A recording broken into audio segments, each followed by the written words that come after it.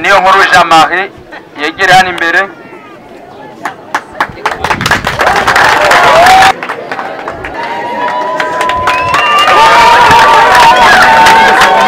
Iradukunda Samuel Nimpaye Nadine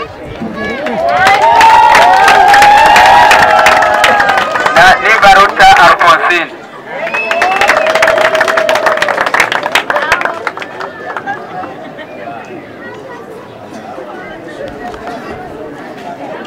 Nanga ni manuro kubene igihugu muri ngaha mwese. Indongozi ziri imbere, indongozi mwitoreye, ndabasaba kuzigamburukira,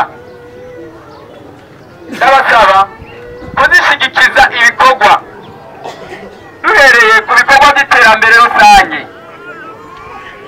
ku bikorwa by'umutekano, ku bikorwa byo kudoma kuri cyo cyose coza gihungabanya ano mahoro dufise. Banyakubahwa bene igihugu muri hano turabazirikana kandi turabakunda cyane, ni nacyo gituma kuno munsi uri hejuru tubashikirije ku mugaragaro zino ndongozi zanyu mwitoreye, tunabasaba kuzihunda amashi menshi cyane kugira mwerekana ako kanyamuneza muzifitiye. Tugira amahoro, tugira amahoro, ubumwe n'iterambere n'agateka kazina muntu muri twese.